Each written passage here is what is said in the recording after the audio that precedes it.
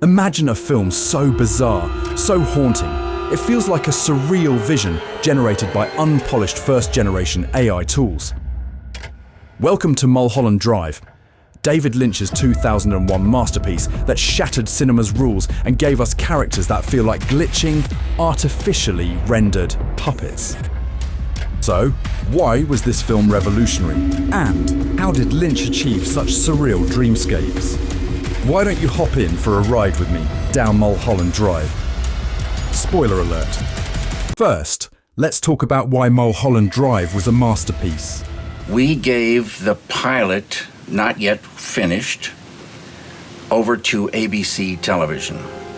And the executive in charge watched this pilot at 6 o'clock in the morning, standing up on the phone, drinking coffee with the thing on a TV across the room, and he didn't like it. So, on the phone? Making phone calls, like an executives, they do. So, but, sometimes these things, it happens. Everybody knows that sometimes something looking very negative can be a gigantic blessing. Originally a rejected TV pilot, Lynch was compelled to condense a once expansive narrative into a feature film that blended noir, surrealism, and psychological horror.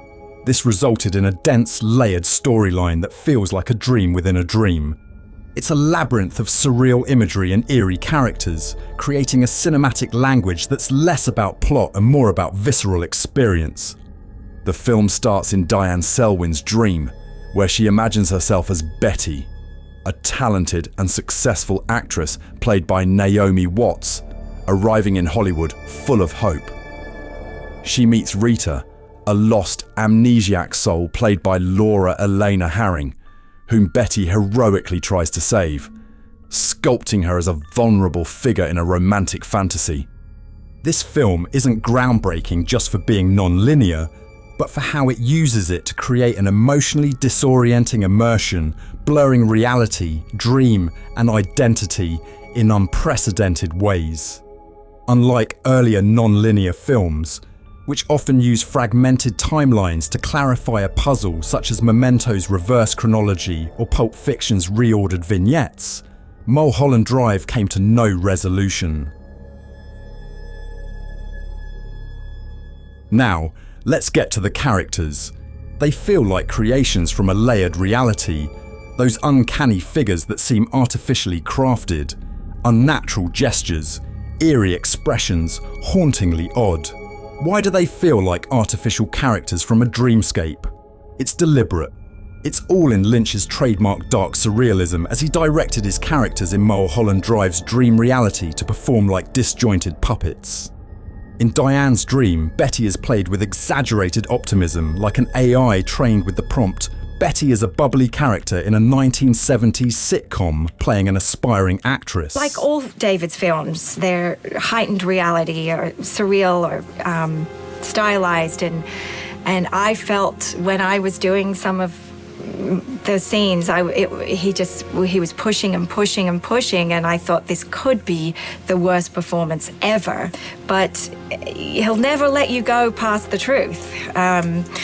But I just looked back at the film last week for the first time in 15 years, and it was up there. That arrival scene in the airport of Betty's, and he kept saying, he was like, that's great, Naomi, but let's do it again. Let's just go even further. It's like the first time you've tasted ice cream, like you're just a kid whose eyes are popping out of your head. And I was like, I'm like, I felt like almost ridiculous, but it works. This was her dream. I couldn't afford a place like this in a million years. Unless, of course, I'm discovered and become a movie star. Well, of course, I'd rather be known as a great actress than a movie star.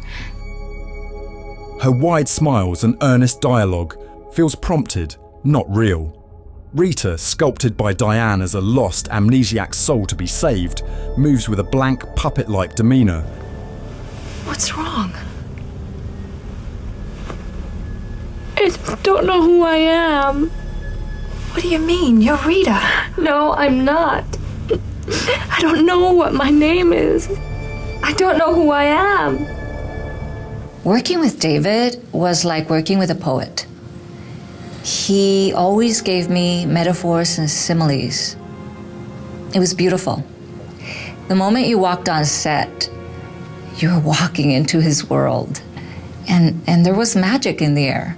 When I was doing the last bit of the movie, he never said to me, "You're an old Hollywood glamorous movie star," or anything of that nature. All he said to me when I was walking up the steps for the secret garden into the party, he said, "Walk like a kitty cat, Laura."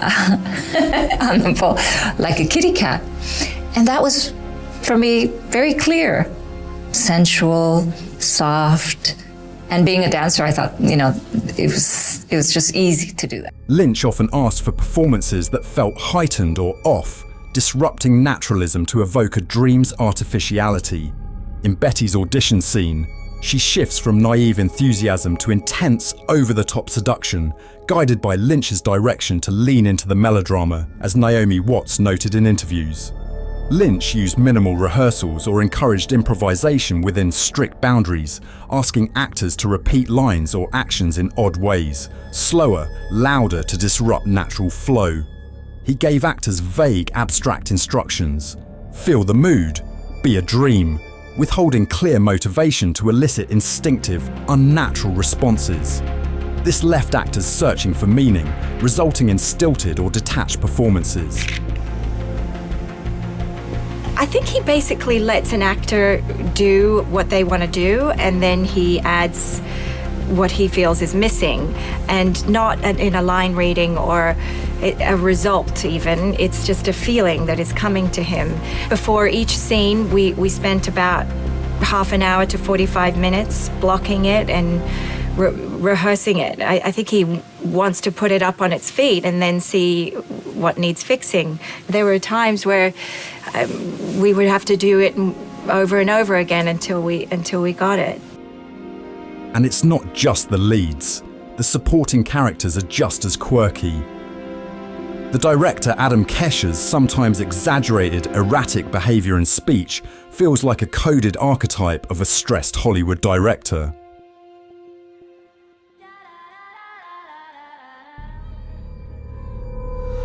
This is the girl.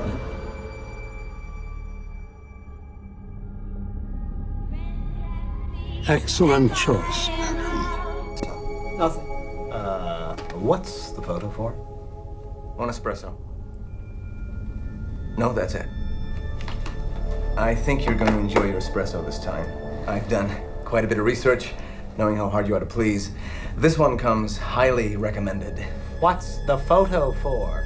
In the espresso scene, Lynch directed the Luigi character to deliver "This is the girl" with a flat, unblinking stare, and to act like a statue.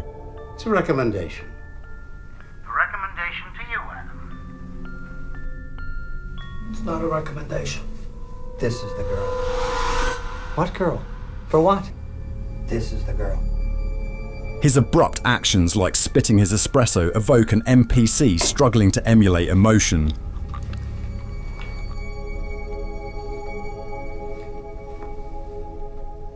Mr. Rook appears in the dream's shadowy boardroom scene with an inanimate presence, delivering minimal dialogue through an intermediary with a cold, detached tone. Then That means we should... Yes. Then there's the cowboy, a monotone archetype like a chatbot stuck in a Western loop. Fun fact, the cowboy's actor Monty Montgomery, a non-professional friend of Lynch's, showed up unprepared. They taped his lines to Justin Theroux's body for him to read. That cold, detached vibe, it's Monty reading off Theroux, a happy accident that made the scene eerily effective. Monty was perfect, but Monty cannot memorize a line to save his life. We taped his lines to my forehead and my lip and my chest, and he basically just read off of me. You know, he just read his lines off of my body. And all the papers were sort of hidden behind the camera. And it was just this very strange wooden performance. And I remember, and his eyes were kind of doing this, you know, like as he's like going across the thing. And I remember at the end of the night saying to David, like, I don't think that we got that. I don't think that worked. And he was like, no, it's gonna, he said, that was great. It's gonna be great. And then when you watch the scene, it's like, it's fantastic. It's so weird and so strange and so, you know, it was exactly, I mean, you know, it was just the most bizarre reading ever and much more terrifying in a way because he had this non-actor saying this stuff that was incredibly mysterious. Now you will see me one more time if you do good. You'll see me 2 more times if you do bad. Good night.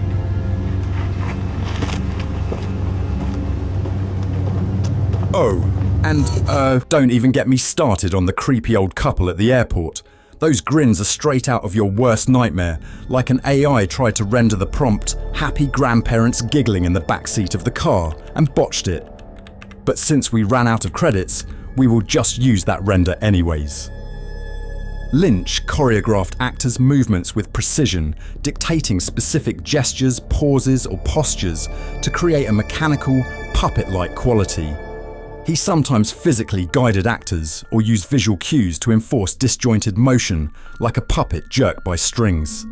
The old couple were directed to hold exaggerated, frozen grins and synchronize their head tilts. David will do these takes that, you know, will be, I remember he did one really, I'm probably burned like, you know, 10,000 feet of film of me just like looking, you know, like he's sort of shouting directions from the side. He always uses a megaphone, like, all right, now what? Now you're scared.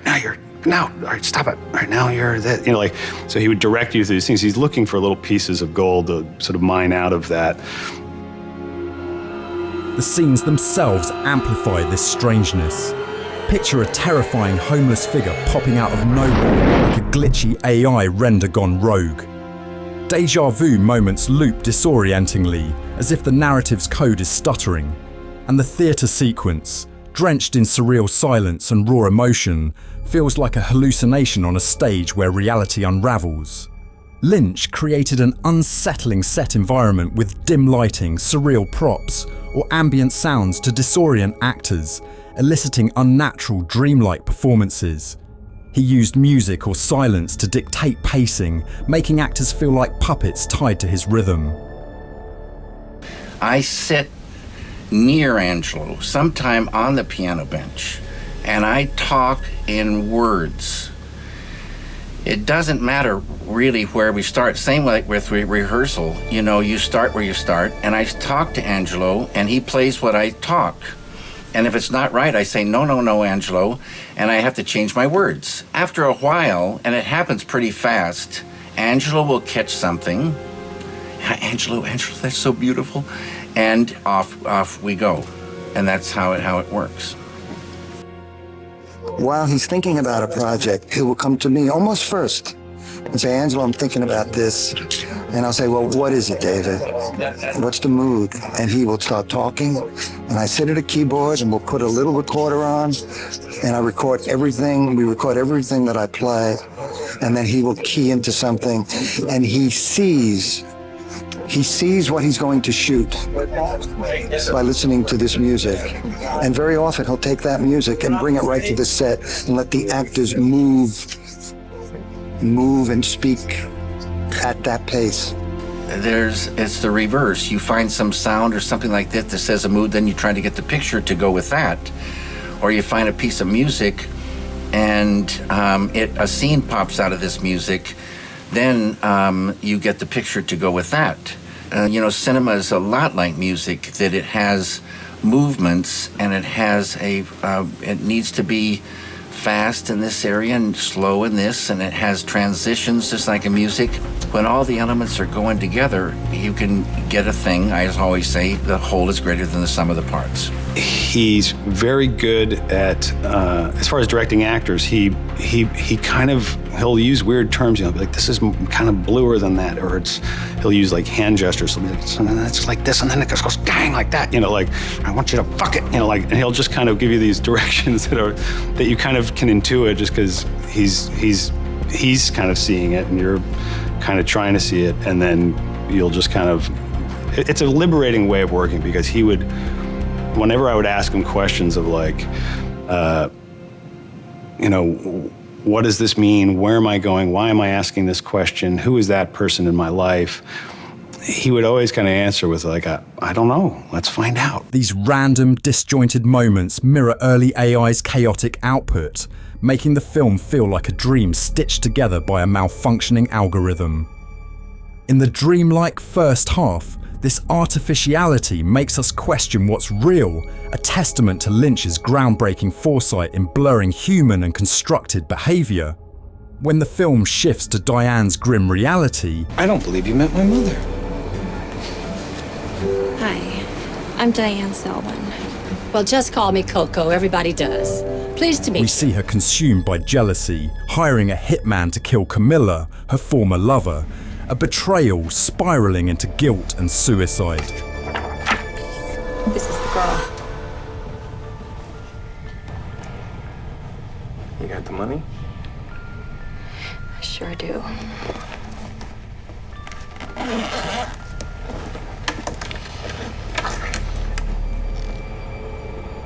Here, characters gain raw human depth compared to the AI-like artificiality of characters in Diane's dreams.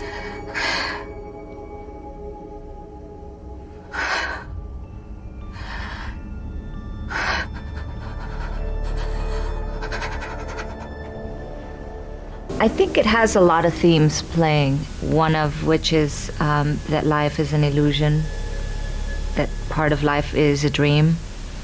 And in Mulholland Drive, you get to decipher which part is a dream, which one's real, which makes it very interesting.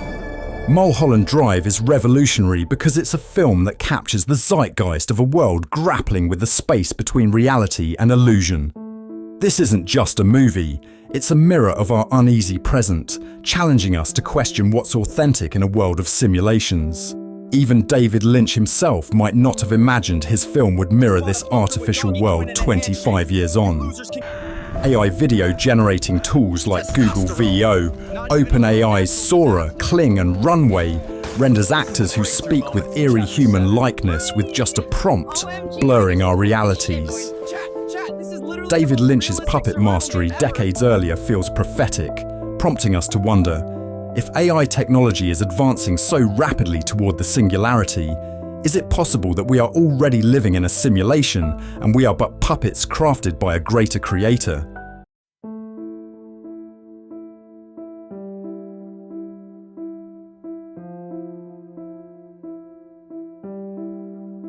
In midnight's haze, where shadows sway, a dream's faint pulse leads hearts astray. Its scenes, like threads, in tangles weave. Lynch pulls the strings that dreams conceive.